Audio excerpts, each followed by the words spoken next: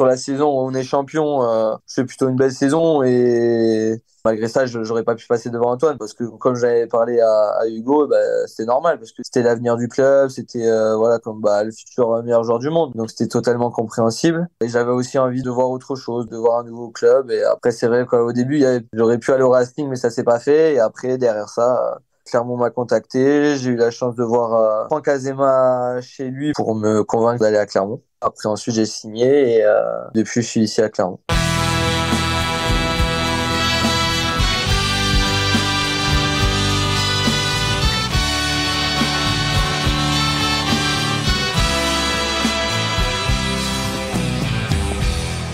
Bonjour à toutes et à tous, vous écoutez En Terrain Conquis, le podcast qui donne la parole aux sportifs professionnels d'hier et d'aujourd'hui qui ont aussi conquis le terrain du business. Pour ce 21e épisode, je reçois un rugbyman toujours en activité, demi de mêlée explosif, révélé au Stade Toulousain. Il a levé une fois le bouclier de Brennus avec Léo Garonnais et connu 8 sélections avec l'équipe de France. Il défend depuis 2020 les couleurs de l'ASM Clermont. Je reçois Sébastien Bézi. Bonjour Sébastien. Bonjour. Comment ça va ? Ben nickel, en vacances là, tranquille, donc C'est l'intersaison là. on se repose bien en famille et tout, donc voilà. Ouais, Comment? j'ai dit c'est l'intersaison là pour toi là. Ouais, exactement. Ouais. Même si le championnat n'est pas terminé, nous on a fini depuis 2 semaines, donc voilà, on profite des vacances, du soleil un peu quand il y en a, mais on profite des enfants surtout. Ouais, puis j'imagine il y a le petit programme à aller courir le matin et tout. Ouais, pas trop encore. Les premières semaines, on se repose. Après, on a un programme voilà à suivre un petit peu pour être en forme pour la reprise. Et bien avant de commencer, je rappelle à ceux qui nous écoutent que vous pouvez vous abonner au compte Instagram et Twitter d'En Terrain Conquis ainsi qu'à la chaîne YouTube du podcast. Seb, merci d'avoir gentiment accepté mon invitation et de prendre sur ton temps de vacances du coup, puisque au moment où on se parle, la saison est terminée depuis 2 semaines pour ton club Clermont. Si tu veux bien, je vais résumer brièvement ta carrière pour ceux qui la connaîtraient pas ou pas bien. C'est donc à Toulouse que tu as débuté chez les professionnels en 2011 à seulement 19 ans avec un premier match contre Bourgoin. Tu es donc comptabilisé comme champion de France pour cette saison 2010-2011. Eh oui, tu as fait un match. C'est marqué comme champion de France. Ouais. Pas pour 2011-2012 par contre, parce que tu ne joues pas un match cette année-là avec les professionnels. Ton temps de jeu, il explose à partir de la saison 2013-2014. Et le 6 février 2016, tu connais ta première sélection avec l'équipe de France face à l'Italie. Tu en auras 8 en tout. En 2019, tu gagnes ton premier titre, et seul titre à ce jour, le bouclier de Brennus. Et en 2020, tu quittes le cocon toulousain pour Clermont, club pour lequel tu joues toujours. Est-ce que jusque-là, on n'est pas trop mal ? C'est parfait. C'était bien renseigné, c'est bon. Eh bien, parfait, tu vas voir. Je suis bien renseigné, tu vas voir. Alors, si on est bon, on peut avancer ou plutôt reculer vers les origines de ta carrière. Tu es originaire de la région parisienne et plus spécifiquement des Hauts-de-Seine, le 9-2, comme on dit à Meudon-la-Forêt. Mais toi, ton fief, c'est à Fontenay-aux-Roses. Bah moi je suis né ouais exactement je suis né à Fontenay-aux-Roses. Après j'ai habité mes parents habitaient toute leur vie parisienne à Bagneux à côté de la Coulée Verte, je sais pas si tu vois où c'est là. Bien sûr. Et donc voilà, après moi j'ai commencé le rugby à Bagneux jusqu'à mes 14 ans. Après je suis arrivé à Toulouse parce que mes parents ont déménagé sur la région toulousaine. Ensuite j'ai encore fait 14 ans donc au Stade Toulousain. Et voilà, par la suite je suis arrivé à Clermont là, où j'y suis encore comme tu l'as dit. Alors, quand, du coup, et comment ça démarre ton aventure avec le rugby ? C'est quand que tu touches le ballon là pour la première fois ? Bah, j'ai commencé à 5 ans, donc parce que mon père, voilà, basiquement, comme il joue au rugby, il a joué au rugby à Bagneux, au CSG aussi. Donc voilà, avec mon grand frère, il nous a mis au rugby en même temps. Et après, comme je me suis plutôt bien amusé, j'étais avec mon frère. Je me rappelle que tous les week-ends, on allait voir les grands jouer. On était sur le terrain, on jouait au ballon. Donc, c'est aussi grâce à mon frère que j'ai aimé ce sport parce qu'on était toujours ensemble et c'est vrai que ça nous a plu et le fait aussi d'être dehors tout le temps et de pouvoir jouer, bah, c'est ce qui a fait qu'on a voulu continuer le rugby. Tu fais donc tes premiers pas au rugby au stade Port-Talbot du club olympique multisport de Bagneux. Quel souvenir tu gardes de cette époque où tu as appris le rugby ? C'est des bons souvenirs, j'imagine. Ah oui, exactement. Bah, c'est là que je me suis le plus plu, entre guillemets, parce que j'avais un très bon éducateur qui s'appelle Jean-Max Calis, qui, voilà, moi aussi m'a fait aimer ce sport. J'avais aussi beaucoup de potes avec qui je suis en contact aussi encore. Donc forcément, même petit, le fait d'avoir fait une dizaine d'années dans un club, alors que même c'est entre guillemets c'est un petit club, mais le fait qu'on s'amuse, qu'on ait une bonne génération aussi, on arrivait à titiller un peu les gros clubs de la région parisienne. Donc c'est aussi ce qui a fait que je m'y suis plu et que je suis aussi resté dans ce club parce que c'est un club familial, mais aussi on avait des bons résultats pour des jeunes, pour une petite équipe. Donc c'est ce qui a fait que je suis resté aussi longtemps là-bas. À Bagneux, t'étais plutôt Romain Roland ou Henri Barbus? Quand j'étais à l'école, c'était Albert Petit, c'était à côté de Romain Roland. Mais ensuite, quand je suis allé au collège, je suis allé à Châtillon, donc j'ai pas pu aller à Romain Roland, mais parce que Châtillon, c'était juste à côté de chez moi. J'étais à la limite entre Châtillon et Bagneux, donc je suis allé à Paul-Éluard, à Châtillon. Je suis pas allé à Romain, Et c'est pour à ça. Romain Roland. Parce que je vais te faire une petite Ouais. confidence. J'ai eu un date il y a quelques années. Alors, je te parle de ma vie, mais une fille du côté de Châtillon, justement. Et quand elle a compris que je faisais du rugby, elle m'a dit: ah ben moi, j'étais dans la classe de Sébastien Béziers au collège. Ah bah Donc tu vois. Comment voilà, elle s'appelait? je vais tout avouer, je Je ne sais m'en pas si je rappelle me pas du souviens. tout. Ah ouais, Voilà, c'est comme ça. Ça va pas matcher comme on dit, mais, ça va matcher, ouais. mais en tout cas, voilà, le prénom, ne me le demande pas, je m'en rappelle pas, mais voilà, c'était D'accord. la super anecdote. Pour revenir au rugby, ton frère Nicolas, qui deviendra pro lui aussi, a quitté assez Hum. vite le club de Bagneux pour le Racing Métro. Il avait 11 ans. Toi, t'es resté Ouais. plus longtemps à Bagneux, tu l'as dit, jusqu'à 14-15 ans. Hein. Ouais, c'est ça, 14 ans. Tu t'y plaisais vraiment là-bas. Hein. Ben ouais, parce que mon frère il est parti, parce que je crois que je me rappelle au début d'année, c'était 7 à l'entraînement, donc ça a été un peu compliqué, et donc c'est pour ça qu'il a décidé de partir à l'US Métro, mais comme je te l'ai dit tout à l'heure, nous on avait une équipe, on était le nombre déjà, parce que c'est vrai que dans les petits clubs, dans les régions parisiennes, des fois c'est dur de former une équipe. Je me rappelle que nous, des fois, on devait surclasser des mecs qui étaient pas très costauds pour jouer avec nous, mais après voilà, on avait quand même des bons joueurs. Je sais pas si tu connais, il y a Antoine Yameogo qui est encore sur la région Oui. parisienne. Qui s'occupe du Burkina Faso maintenant. Donc c'est pour ça aussi que moi je suis resté plus longtemps que mon frère à Bagneux. Le frangin Nicolas, il jouait dans des clubs prestigieux chez les jeunes, hein, Racing, Stade français. C'était le modèle ou le rival? Oh non, ouais, c'était plutôt le modèle, moi. Même en arrivant à Toulouse, quand il a commencé à jouer, c'était plus le modèle, pas le rival. Bah, à vrai dire, lui, comme tu l'as dit aussi, il est plutôt parti vite du Stade Toulousain quand moi j'ai commencé un peu à jouer en espoir et en pro. Donc il n'y a vraiment pas eu de concurrence entre nous deux, ça c'est sûr. Vous partez C'est pas là. comme les frères Marchand un peu où Ouais. ils ont joué ensemble, tu vois. Moi, j'arrivais petit à petit, lui, il était déjà mon frère et après, lui, il a décidé de partir. Donc, on n'a pas eu trop de temps d'avoir de concurrence entre nous deux. Vous partez la même année au centre de formation du Stade Toulousain en 2006. Comment se font les contacts entre vous deux, les frères Bézi, et cette institution qui est le Stade Toulousain? Ouais. Bah, alors, à la base, en fait, c'est comme mon grand frère et, tu sais, il y avait les matchs de sélection, tu sais, entre régions, là. Lui, il était avec l'Île-de-France. Et donc, à l'époque, c'était Monsieur Labatut, qui est décédé bah, il y a une dizaine d'années, là, qui avait contacté mon frère. Parce qu'il allait voir justement ce tournoi de sélection, la régionale, et ça tombait bien parce qu'en fait, mes parents avaient le choix entre déménager entre Bordeaux et Toulouse. Et donc, comme ils préféraient Toulouse, bah, du coup, ça tombait bien. Donc, comme mon frère était détecté donc, par ce monsieur au Stade Toulousain, moi, j'avais été pris au pôle espoir de la Canale. Le fait que je sois pris à la Canale, j'ai pu aussi aller à Jolimont au pôle espoir de Toulouse. Donc ensuite, bah, vu que le Stade Toulousain prenait mon frère, ils m'ont pris à moi aussi et à mon petit frère aussi, également. Ils ont pris le package. Au centre de formation, tu gagnes tes premiers titres avec des joueurs de ta génération comme Jean-Marc Doussin ou Gillian Galland.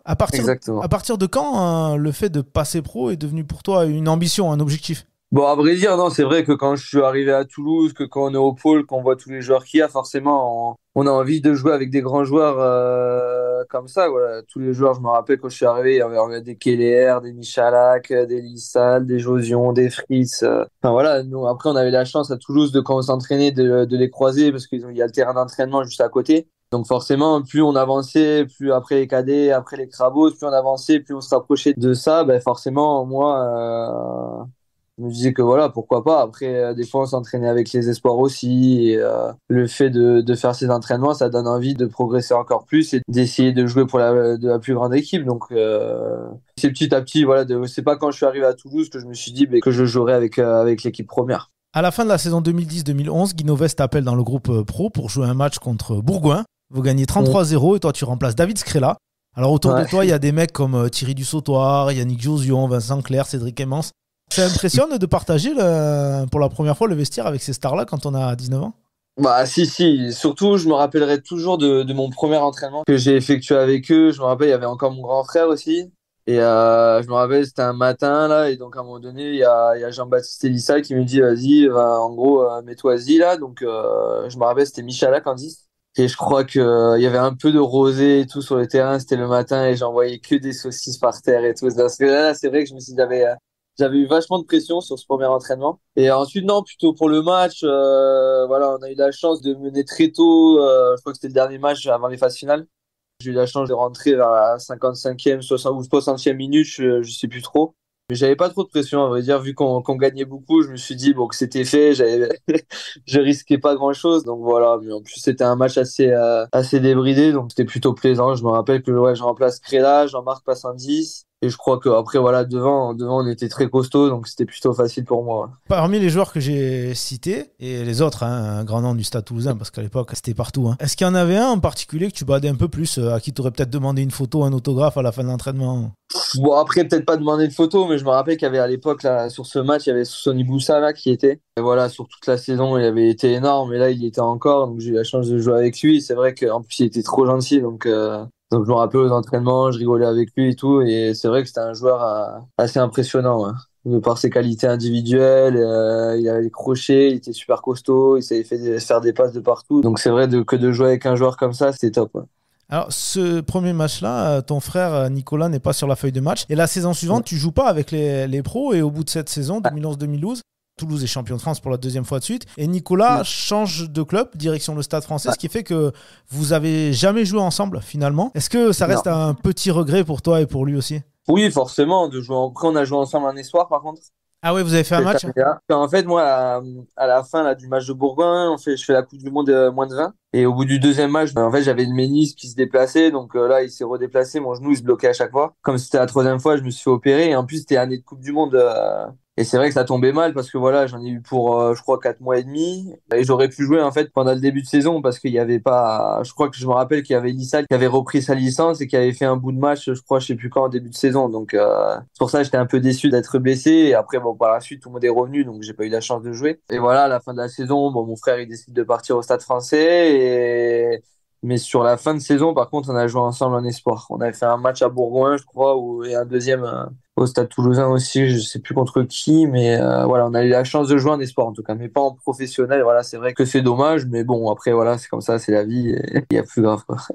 En 2011, ton partenaire du centre de formation, Jean-Marc Toussaint, de la génération 91, hein, comme toi on l'a dit, il a appelé en pleine Coupe du Monde en Nouvelle-Zélande et sa première sélection, c'est la finale contre les All Blacks. J'imagine qu'on doit être à la fois fier pour son pote et puis on doit se dire putain mais moi aussi je veux ça quoi. Ouais. Après, c'est vrai que Jean-Marc, il a commencé quand même beaucoup plus tôt que moi. Il a été 2 fois champion de France, voilà, avant que je joue vraiment. Donc, il avait quand même beaucoup plus d'expérience. Moi, j'avais pas encore toute l'expérience et encore le niveau entre guillemets pour faire une Coupe du Monde et surtout une finale de Coupe du Monde. Voilà, Jean-Marc, il sortait de 2 finales, 2 fois champion de France, donc il était en pleine bourre. Donc, forcément, il méritait d'être pris. Et voilà, il a eu la chance qu'il y ait un joueur qui se blesse, donc forcément faire une finale pour un premier match, c'est assez énorme. Donc après ils l'ont pas gagné, mais ils étaient pas très loin, donc ça aurait pu être encore plus grandiose. Ton premier grand match à toi, presque ta finale de Coupe du Monde à toi, c'est finalement ton deuxième match chez les pros. J'ai vu un Stade Français, Stade Toulousain au Stade de France devant 80 000 personnes. T'es titulaire en numéro 10, pas en numéro 9, en numéro 10. Toi le demi de mêlée. Et même si vous gagnez pas ce match, est-ce que c'est un souvenir qui t'a marqué? Ouais, c'était énorme. C'était énorme. Franchement, je me rappelle qu'on arrive à l'hôtel et à l'époque, je crois que le stade, bon, une petite anecdote, le stade toulousain, c'était Nike encore. Et je me rappelle à l'hôtel, déjà, il y a le mec qui s'occupait en gros du stade, des Nike et tout. Il arrive, il me donne deux paires de chaussures Nike et tout. Donc, je me suis dit, waouh, putain, c'est énorme. Après, non, c'est sûr qu'en plus l'ambiance et tout, puis on fait un super match. On perd de peu à la fin sur un essai de Paris-T, je crois. Donc forcément, c'était dommage. Après, j'étais quand même content. J'avais mis un drop en plus en 10.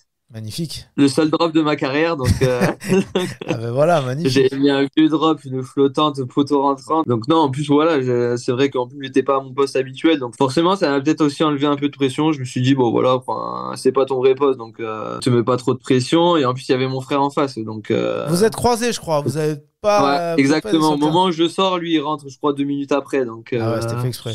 donc ouais, je sais pas s'ils ont fait exprès d'entrer dans les stades français, mais Cette saison, ouais. tu fais 4 feuilles de match avec Toulouse. Et puis, par contre, après, c'est parti. 19 feuilles de match en 2013-2014, 24 en 2014-2015. Ça a été quoi, finalement, le déclic pour toi pour décoller comme ça? Bah, je sais pas, peut-être que les entraîneurs ils me faisaient de plus en plus confiance, voilà. Après, forcément, pour commencer, surtout à l'époque, fallait avoir un peu de chance que des joueurs se blessent et après saisir sa chance. Ah ouais, après voilà, quand j'ai eu la chance de jouer, je pense que j'ai pas été trop mauvais, donc voilà. Après, il y a Jean-Baptiste Elissade aussi qui me faisait beaucoup confiance. Il me faisait toujours des entraînements de passes, de jouer au pied, donc il s'est très très bien occupé de moi, voilà, sur mon début de carrière. Est-ce que tu te souviens avoir déjà été sur le terrain contre ton frère?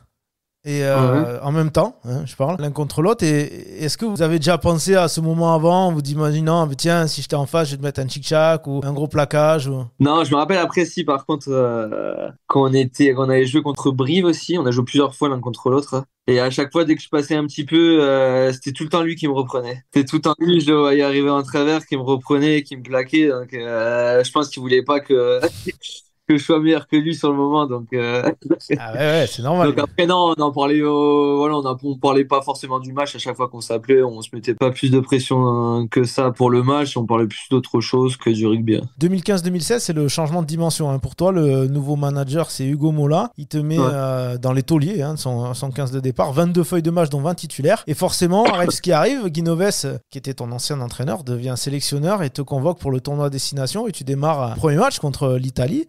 Elle est bateau, ma question, mais qu'est-ce que ça représentait pour toi d'en arriver là et de savoir que tu allais connaître ta première sélection? Bon, c'était énorme, c'était énorme. Après, voilà, c'est vrai que pareil, hein, quand on regarde l'équipe de France à la télé, on se dit que c'est impossible d'y être. Et après, le jour où on y est, on est étonné, on est un peu impressionné aussi. Voilà, on essaye de prendre ses marques. Voilà, Marcoussis, j'avais pas eu trop la chance que moi, en jeune, j'avais pas eu trop de fait de sélection. J'avais fait que l'année des moins de 20 et voilà. Après, non, c'est énorme, voilà, dans les infrastructures, d'aller au Stade de France, d'avoir la dotation.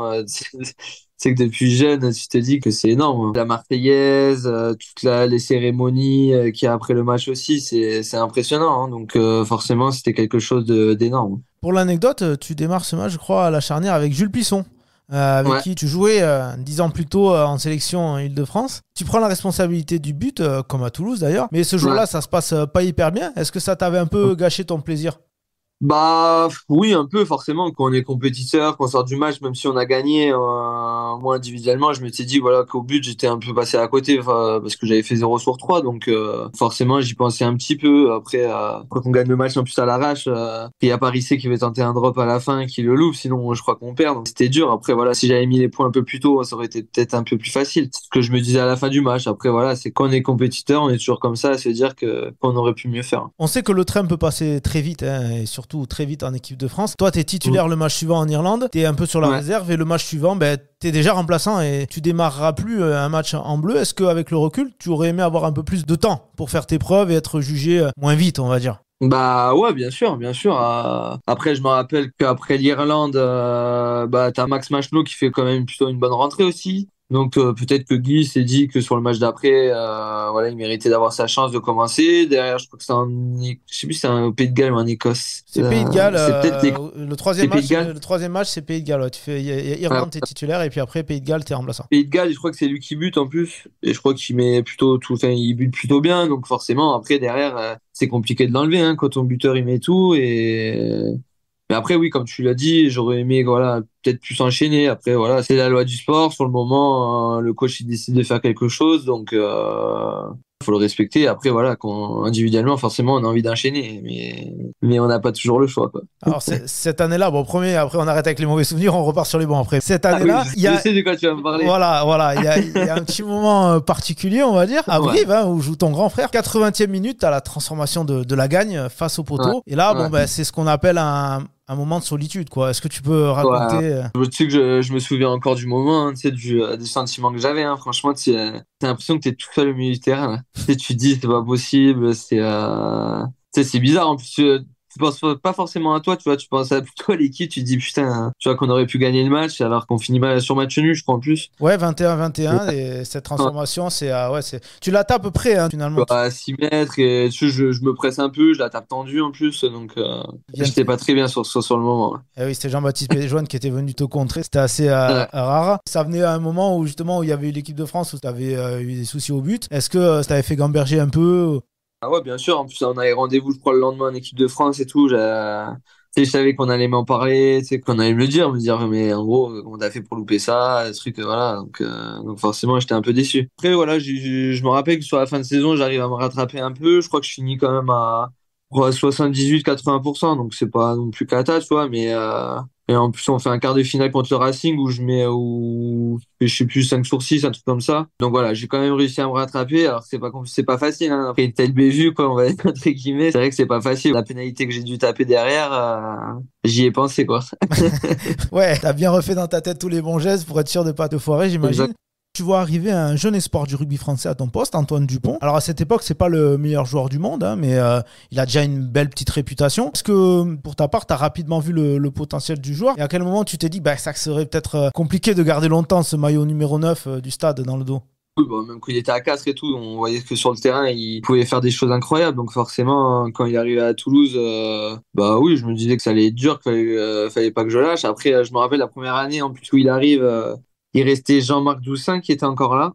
Et voilà, vu qu'en plus Antoine donc commençait la plupart des matchs en neuf, Hugo il préférait mettre Jean-Marc qui couvrait un peu les deux postes, qui était plus potentiellement Ouais. voilà numéro 9 ou numéro 10. Donc moi voilà, c'est vrai que pas sur les 3 premiers matchs, parce que sur les 3 premiers matchs, les joueurs de l'équipe de France qui avaient fait la tournée d'avant, ils n'avaient pas le droit de jouer, donc j'avais pu commencer. Mais à partir du moment où Antoine était revenu, voilà, Hugo préférait mettre Jean-Marc remplaçant, donc du coup moi je l'avais pas trop enchaîné. Je jouais pas trop à ce moment-là pendant quelques temps, et après voilà, il y a Antoine qui se blesse pendant le tournoi, qui se fait le croisé là, et après bah derrière ça voilà, du coup Hugo il recommençait à me remettre sur la feuille de match, à me faire commencer les matchs. Donc voilà, on arrive à se qualifier cette saison-là en barrage et on perd contre Castres, je crois, cette année-là. Lors de la saison 2018-2019, le Stade Toulousain fait son retour au premier plan et revient en finale du top 14 contre Clermont. Sur ce match, tu es remplaçant et tu finis par rentrer à l'heure de jeu à la place de Maxime Médard. Toulouse Mm. gagne et pour toi, c'est un premier titre en carrière. Là encore, bon, c'est question bateau, mais c'est le plus beau souvenir de ta carrière? Ouais, ouais, c'était quand même assez. Enfin voilà, tout le déroulé, tout le week-end, de partir assez tôt. On avait pris un hôtel, enfin tout au nord, même après Saint-Denis et tout. Et je me rappelle que l'hôtel était super bien, qu'on avait la pétanque, le badminton, donc on n'avait pas tant de pression que ça, voilà, avant le match. On essayait de pas trop y penser. Après la finale, voilà, la finale, on arrive à la gagner sur un match assez intense. Voilà, je crois qu'on met 2 essais, mais le match est assez serré. Après, il y a tout ce qu'il y a derrière, hein, la soirée d'après-match, le retour à Toulouse, la semaine après aussi. Donc c'était. Ah justement, là, t'anticipes ma question parce que je sais pas Ah, si t'es du genre Bringer, mais il paraît que ce titre-là, il avait été particulièrement bien fêté, on va dire, à Toulouse. Est-ce que ça a été vraiment aussi rude qu'on le dit, cette tournée des bars? C'est la tradition à Toulouse. ouais, c'était bien. On avait fait un petit train là. On avait loué un petit train et donc il nous emmenait, bah, comme là au début chez Tonton. On avait fait pas mal de bars et après le lendemain on allait à Le 4 aussi. Et après derrière à Barcelone. Donc non, c'était plutôt très bien. Donc après on était plutôt fatigué après ça. Eh, tu m'étonnes. Avant l'arrivée du Covid, tu fais un choix fort hein, en décidant de partir de Toulouse. Tu as dit à l'époque, je cite, je sais qu'en restant, si je reste ici à Toulouse, je serai toujours un peu derrière Antoine Dupont. Et toi, tu voulais te relancer en étant numéro un ailleurs. Tu pars donc à Clermont, même si ton choix de base, c'est peut-être pas forcément Clermont, mais le Racing, d'après ce que j'ai compris. Et, d'après ce que j'ai Comment lu, tu fais ça, toi? Eh, c'est un métier, hein, monsieur, c'est un métier.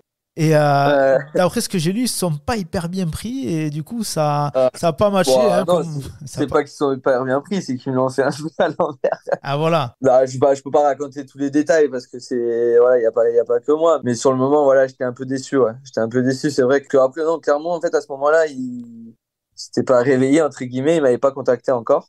C'est vrai que moi, sur le moment, j'avais l'idée de partir de Toulouse. Parce que voilà, Toulouse, j'avais peut-être fait mon temps aussi. Sur la saison où on est champion, je fais plutôt une belle saison. Malgré ça, j'aurais pas pu passer devant Antoine parce que comme j'avais parlé à Hugo, bah, c'était normal parce que c'était l'avenir du club, c'était voilà comme bah, le futur meilleur joueur du monde. Donc c'était totalement compréhensible. Et j'avais aussi envie de voir autre chose, de voir un nouveau club. Et après, c'est vrai qu'au début, j'aurais pu aller au Racing, mais ça s'est pas fait. Et après, derrière ça, Clermont m'a contacté. J'ai eu la chance de voir Franck Azema chez lui pour me convaincre d'aller à Clermont. Après, ensuite, j'ai signé et depuis, je suis ici à Clermont. Quand je dis que tu voulais te relancer en étant numéro un. Ça, par contre, j'ai jamais dit ça. J'ai jamais dit que je voulais être numéro un, ça. Ah, c'est les De journalistes, moi-même, ils écrivent des ouais. conneries, alors ça, ils extrapolent. De moi-même, j'ai jamais dit, je le dirai jamais, ça. Ah oui, parce que sinon, ça fait un peu masochiste. Tu pars à Clermont, Ouais. là où l'icône du club, c'est le numéro 9, justement. C'est Ouais, Morgan Parra. Donc, ouais. du coup, c'était quand même aussi un sacré défi. Il fallait l'oser quand même, hein. Ouais, non, bien sûr. Après, voilà, c'était Clermont à cette époque-là. Ils gagnaient tous les matchs aussi. Ils sortaient d'une finale. Donc, forcément, c'était un gros club qui me donnait envie. Après, Franck aussi m'avait réconforté aussi un petit peu. Donc, forcément, j'ai fait ce choix-là. Morgan Parra, bon, c'est bon, maintenant il est parti, hein, il y a prescription. Il paraît que c'était pas vraiment un bisounours avec la concurrence. Tu confirmes? Non, bon après non, bah après forcément côté joueur t'as envie aussi de commencer les matchs donc bah après avec nous enfin avec moi on s'entendait normalement hein. Il m'a jamais fait de crasse, enfin on parlait de tout de rien donc non ça c'est des fausses rumeurs pour moi. Ok, pas de peau de banane en descendant du bus. Non non non, Ok. non jamais. Quand tu as signé à Clermont, ton but, ton objectif, c'était peut-être aussi de se rapprocher de l'équipe de France. Et ta dernière sélection, c'est quand tu joues à Clermont, du coup, c'est un Angleterre-France, finale de l'Autumn Nations Cup, une nouvelle compétition, dans un contexte un peu particulier, puisque le nouveau sélectionneur Fabien Galtier ne peut pas utiliser tous les joueurs qu'il veut. Donc, il fait une équipe un petit peu mixte. Match de fou, hein, à Twickenham. Toi, tu rentres à la fin et tu joues la prolongation. Est-ce qu'à ce moment-là, tu t'es dit, c'est une nouvelle chance, c'est ma deuxième chance, c'est un nouveau départ pour moi avec les Bleus? Ouais, non, je me suis pas dit vraiment ça, parce que comme tu l'as dit, il pouvait pas mettre tous les joueurs qu'il voulait, donc non. Après, moi, je me suis dit, bah, on prend du plaisir. Si t'es là, bah tant mieux. Écoute, après, voilà, comme tu l'as dit, je rentre en prolongation et c'était mort subite en plus. Ouais. Donc, je me rappelle, je crois qu'au bout de une minute de jeu, ils ont une pénalité de Farrell en face des poteaux. Je me suis dit, ouais, vas-y, c'est bon, je suis rentré une minute. Ça va être super. Et au final, il la loupe en face en plus. Donc voilà. Et après, il y a la première mi-temps et en milieu de deuxième mi-temps, je crois que c'est Bryce qui leur donne une pénalité et voilà, il la met. Donc forcément, c'était tendu, c'était plutôt bien. Voilà, c'était juste après le Covid, il commençait à avoir des supporters dans les tribunes, donc on commençait à reprendre un peu de plaisir sur le terrain. C'est ta dernière sélection. Alors, je sais pas si tu attendais, mais tu devais pas t'attendre non plus. Est-ce que Clermont glisse un petit peu dans le classement quand tu signes? C'est un gros club, tu l'as dit, finaliste en 2019. Faites barrage la première année, phase finale. Ouais. La deuxième année, 7e. Et puis 10e cette année-là, hein, qui vient de se terminer après avoir joué longtemps le maintien. Est-ce que toi, tu as vu arriver ce déclin progressif et comment tu l'as expliqué de l'intérieur? Bah ouais, après à vrai dire c'est compliqué, hein. Moi je me rappelle, j'arrive à Clermont, on commence plutôt bien la saison. Derrière il y a Franck qui annonce son départ au bout de 5-6 mois. Donc derrière ça, t'as tout le staff qui change, t'as des joueurs aussi qui partent en cours de saison. Il y a Timani, des McIntyre, voilà, et j'en oublie peut-être qui partent en cours de saison. Là donc cette année-là on fait barrage. On fait barrage, on perd à Bordeaux. Donc l'année après, Jono vient en tant que manager. On a beaucoup de blessés, beaucoup de blessés. On a une dizaine de blessés par match à chaque fois pendant le cours de la saison. Donc c'est vrai que c'est compliqué d'enchaîner. On n'arrive pas à gagner à l'extérieur. Un peu comme cette année, hein. Cette année, on commence plutôt bien la saison. On est dans les 4-5 premiers, je crois. Et derrière, que des blessés, que des blessés. On n'arrive pas à enchaîner les matchs. On perd contre Bayern cette année à domicile Ouais, avec un ouais. pilier droit de 18 ans, donc un pilier droit et 3 piliers gauche. Donc c'est vrai que c'est compliqué hein, de gagner les matchs. Je crois qu'on perd contre Toulouse aussi à la maison, où devant on a 7 troisième blessés, 4 secondes lignes. Donc Tu vas fêter tes 32 ans en novembre. Bon, ouais, c'est pas vieux, hein, et en même temps, il te reste un peu moins d'années au haut niveau exactement. devant toi que derrière, on va dire. Il paraît que c'est à l'approche de la trentaine qu'un rugbyman pro commence à envisager l'après, justement, et la reconversion. Ouais. Toi, tu l'as fait avant. Enfin, c'est venu un peu avant, toi, pour toi. Oui, oui, oui. Bah, comme je te l'ai dit, voilà, c'est vrai qu'avec ma femme, là, on a monté une petite entreprise, voilà, une marque de vêtements qui s'appelle Mood B, qui a un style un peu oversize. Après, il y a de tout, mais voilà, pour l'instant, on fait surtout des sweats, des t-shirts. On fait enfants, femmes et hommes. Bonnet aussi. Et des bonnets aussi, bonnets, casquettes, ouais, aussi. Ouais. Et pour l'instant, on a commencé tout à vendre au début, surtout en e-shop. Donc sur notre site internet, voilà, il y a le lien sur Instagram. Et là, on commence aussi à en mettre dans certaines boutiques. Voilà, là, à Toulouse, là, on a un magasin de sneakers avec qui on fait une petite collaboration. On dépose aussi nos vêtements, on peut aller les acheter. Et voilà, cette idée, ça arrivait pendant le Covid un petit peu. Voilà, avec ma femme, comme on aime bien les vêtements, comme on aime bien s'habiller, aller faire les boutiques et tout, on s'est dit pourquoi pas faire ça. Donc voilà, on dessine nos vêtements nous-mêmes, on fait fabriquer au Portugal par contre. On est dans une petite entreprise voilà, assez familiale, donc on y a été, c'est à côté de Porto. C'est une entreprise qui est très bien, qui est familiale, où il y a des bonnes conditions de travail. Voilà, on voulait pas faire fabriquer en Chine parce que voilà, c'est pas top. Donc pour l'instant, ça marche tranquillement, donc on est plutôt content de ce qu'on fait et on prend beaucoup de plaisir à faire ça.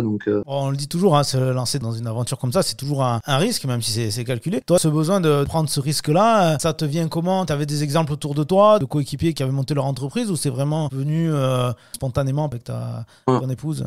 Non, ouais, comme je te l'ai dit, tu vois, c'est plutôt spontanément. C'était pendant le Covid, tu vois, tu sais, pendant le Covid, des fois, il y avait rien à faire, hein. Donc, on s'est dit, pourquoi pas faire ça?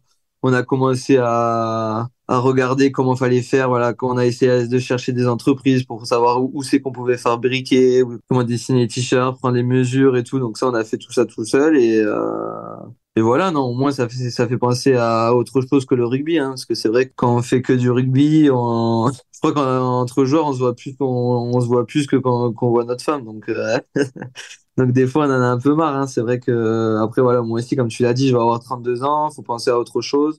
Là, je vais passer aussi mon DE, voilà, d'entraîneur, là, justement pour voir autre chose, parce que c'est vrai que pendant le rugby, reprendre des études, c'est assez compliqué. Voilà, les écoles, elles veulent pas trop non plus.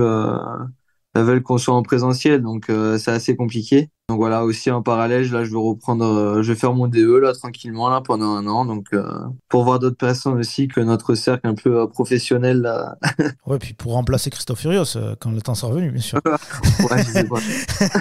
Ça fait, Ce sera pas trop content. ça fait plus de 10 ans hein, que tu es du coup avec ton épouse. Question pas piège du tout, est-ce que quand on travaille avec sa moitié, on a tendance à la redécouvrir un petit peu et dans un projet lié au travail, est-ce que comme souvent, il faut savoir dire oui chérie, t'as raison pour éviter les tornades? Bon après non, après moi c'est des fois aussi, moi je suis un peu lourd aussi des fois, parce que des fois elle fait beaucoup de trucs et moi je lui mets encore plus la pression entre guillemets, tu vois. Donc c'est plus moi qui suis relou un peu à l'embêter un petit peu quoi. C'est c'est toi qui es chiant qui râle alors. Voilà, exactement. Je suis un très gros râleur, donc bon après elle a un peu le même caractère que moi, donc des fois ça part, mais après on sait se calmer aussi, donc on le sait qu'on est comme ça. Même si t'es plus international, on sait que le rythme est quand même soutenu pour un joueur de top 14. Est-ce que ça a été facile pour toi de dégager un peu de temps pour autre chose que le rugby t'en parlait? Et quel a été ton rôle justement depuis la création de la marque par rapport au logo, au choix des tissus, au design? T'as pu te trouver du temps pour t'impliquer un petit peu là-dedans ou c'était chaud? Bah ouais, après voilà, c'est comme tu le dis, c'est plus ma femme voilà qui fait ça. Après, des fois le soir, justement comme tu le dis, pour choisir les tissus, on essaye de se mettre ensemble pour faire les choix, mais parce que c'est aussi important, tu vois. Par exemple, quand on reçoit les prototypes des t-shirts, on les remesure, je les essaye pour savoir si ça nous va ou pas. Donc après, c'est vrai que c'est long, hein, c'est pas facile de faire sa marque parce que c'est beaucoup de temps, c'est du travail mais après c'est aussi un plaisir, tu vois, on prend du plaisir à faire ça parce qu'on l'a décidé et voilà, dès qu'on arrive à vendre des t-shirts, j'espère que ça plaît aux gens. En tout cas, voilà, on essaie d'avoir des bonnes qualités de tissu qui tiennent. Pas qu'on le lave 2, 3 fois, faut pas que ça rétrécisse, quoi. Donc, Ouais. voilà, les gens sont plutôt contents par rapport à ça pour l'instant. Donc, ça nous fait plaisir, voilà, qu'on a des bons retours, quoi. Pour avoir reçu une vingtaine de joueurs et anciens joueurs ici dans ce podcast, en terrain conquis, beaucoup m'ont dit que ce qui pouvait parfois être un peu perturbant, déroutant quand on lance son entreprise, c'est d'être confronté parfois à des personnes qui te disent non, pour diverses raisons, mais alors que ça arrive pas souvent hein, quand on est rugbyman pro, que tu veux réserver un restaurant, on te dit oui tout de suite. Est-ce que tu confirmes que c'est un peu différent quoi? Ah bah oui, oui, forcément, c'est vrai que après voilà, entre guillemets dans le business, les gens ils s'en foutent que ce soit rugbyman ou pas, hein. Donc donc voilà, après c'est vrai que par exemple des fois qu'on a voulu mettre l'événement dans d'autres magasins, il y en a qui nous ont dit non et c'est dommage parce que je pense que la qualité des vêtements sont bonnes, donc c'est vrai que c'est pas facile des fois d'entendre non, mais bon, c'est comme ça, c'est la vie. Tu proposes des vêtements dits streetwear, un peu amples donc, mais on est d'accord sur les piliers, ça les rend gros en fait. Non, non, il y en a plein qui mettent des trucs larges maintenant. Ah. Donc justement, peut-être des fois c'est un peu large et du coup à eux ça leur va bien parce que tellement qu'ils sont costauds, ça leur l'ongle quand même à eux. Bon, ça me rassure, alors ça me rassure. Pour faire plaisir à tes coéquipiers clermontois qui nous écoutent, lequel de tes coéquipiers porte ou porterait le mieux ce type de vêtements et au contraire, pour lequel, bon, ben ça va pas, il faut pas. Hein. Après, celui-là qui porterait le mieux, ça serait Fischer, parce qu'il s'habille bien et il met des t-shirts comme ça aussi. Et celui-là à qui ça irait pas du tout, et que ça irait pas du tout. Non, pas Berigari. Hein? Non, Berigari, t'as dit? Ouais, non.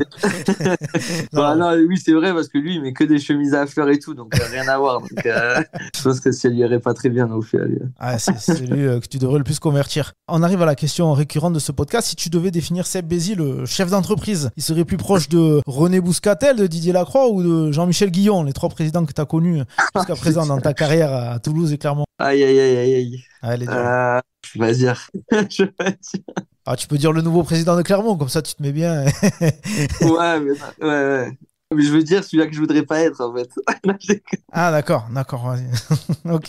non, je rigole. Non, le mieux, enfin, pour moi, le mieux de ceux que tu as dit, c'est Didier Lacroix. Ouais. Didier Lacroix, voilà, depuis qu'il est arrivé à Toulouse, bah, c'est lui qui a fait remonter le club. Hein. Il y a beaucoup, enfin, c'est grâce à lui, quoi. Donc, depuis qu'il est arrivé avec les partenaires, sur toute la communication et tout qu'il fait, voilà, je pense qu'il gère bien son équipe. Donc ouais, c'est la classe, lui. Eh bien, j'ai reçu un texto de René Bouscatel, j'ai pas compris. Tu connais ce bruit, c'est la sirène. Dernière possession, il y a un bonus à aller chercher. Alors, pas d'en avant en bas de pantouche. Bon, question un peu légère pour commencer. Lequel de tes coéquipiers, ou toi peut-être, tient déjà le mieux l'imitation de Christophe Furios? Bah, ouais, non, je peux pas dire moi. Ah, Non, moi, parce qu'en fait, il y a souvent une phrase qui dit, tu sais, apparemment, que j'ai plutôt bien, en fait. Que des fois, dans les entraînements, en fait, il y a Bautista Delgui, souvent, il marque des essais, il passe. Et souvent, il fait, bien, bah, bien, bah. ah, pas mal, ah non, magnifique, ah, non, non, exceptionnel. Là, il y a un match entre toi et Nance du Coin, là, parce que je sais qu'il y a, il y a un petit concours d'imitation, là, il y a match. Non, et en fait, ben après, ouais, souvent, ce qu'on fait, c'est quand, bon, après, il est pas là, hein, c'est pour ça, des fois, qu'on rentre dans la salle des kinés, dans le réfectoire où on mange, donc souvent, on crie ça, ouais, on fait bien, bah, Ah, mais forcément. Et on a toujours peur qu'il soit derrière nous, en fait, donc, On a parlé durant cet entretien de l'équipe de France. Est-ce que aujourd'hui, ça reste un petit regret dans ta carrière, voire le principal, de ne pas avoir pu saisir pleinement cette chance que tu as eue en 2016? ouais, comme je te l'ai dit, non, c'est vrai que j'aurais peut-être aimé enchaîner un peu plus, tu vois, sur le premier tournoi. Après, il y a beaucoup de neufs en France, hein, qui méritent, qui font des belles saisons aussi. Donc, j'ai pas du tout je trouve ça normal. À chaque fois, les neufs qui ont joué, ils ont été bons. Donc, j'ai pas de haine, entre guillemets, par rapport à ça. Je suis pas non plus dégoûté parce que, voilà, après, des fois, si, sur le moment, s'il y a meilleur que toi, bah, c'est comme ça. Après, faut toujours travailler, tenter sa chance, espérer peut-être aussi, mais bon. Après, voilà, il y a pire que ça dans la vie, hein, non plus. Donc voilà, j'essaie surtout en ce moment, j'essaie de prendre du plaisir à chaque fois que je joue. Et comme tu le dis, là, je vais avoir 32 ans, donc ça va vite arriver la fin. L'an dernier, ton frère Nicolas a mis un terme à sa carrière, pas parce qu'il l'avait vraiment décidé, mais parce qu'il n'a pas trouvé de club de top 14 ou de Pro D2 intéressant. Est-ce que toi, ça t'a marqué et est-ce que ça a changé ton approche des choses par rapport à la fin de carrière? Bah non, après moi je savais que mon frère il en avait un peu marre, voilà, c'est vrai qu'il avait fait déjà beaucoup de clubs. Quand Aix lui a dit qu'il comptait pas le prolonger, il s'était un peu mis ça dans la tête, il s'est dit, il voulait pas continuer encore à bouger, surtout que sa femme a travaillé à côté, donc voilà, et lui il a passé son diplôme d'agent. Il a réussi, donc là, voilà, aujourd'hui, il est agent de joueur. Donc voilà, il est encore dans le milieu, ça lui plaît. Donc forcément, après, mon frère, le connaissant, je savais très bien qu'il avait quelque chose derrière la tête en arrêtant. Donc il est pas plus dégoûté que ça d'avoir arrêté de jouer au rugby. Eh ben, on lui souhaite beaucoup de réussite dans dans son nouvelle activité. Tu sais que tu as un point commun avec Kylian Mbappé. Ah bon? Eh oui. Tu seras en fin de contrat en juin 2024. Ah oui, c'est vrai. Eh oui. Est-ce que le prochain contrat que tu signeras à Clermont ou ailleurs, tu le visualises déjà comme le dernier ou on n'en est pas encore là?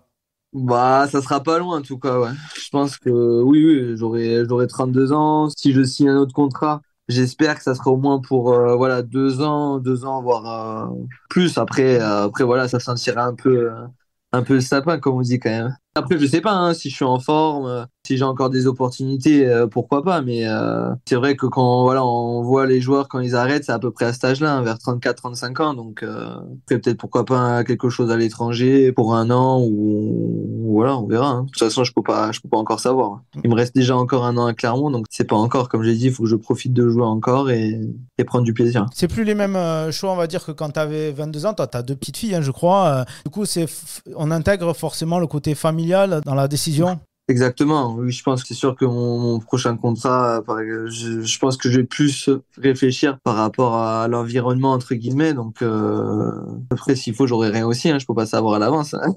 Tu vois ce que je veux dire, mais bon, on verra bien. De toute façon, la saison, nous, on reprend le 10 juillet, donc je sais pas ce que voudra faire Carmon aussi, donc je verrai bien. Je me prends pas trop la tête pour l'instant par rapport à ça. Eh bien, on va suivre ça. Merci beaucoup d'avoir été mon invité, Seb. Avant de se quitter, je vais rappeler Merci à toi. qu'en plus d'être un joueur de l'ASM Clermont, tu es aussi donc cofondateur avec ton épouse Sandra de la marque de vêtements Mood B. Je vous invite d'ailleurs à aller jeter un coup d'œil hein, sur le site internet. Merci. Alors, tu me dis si je me trompe, c'est moodbstore.com.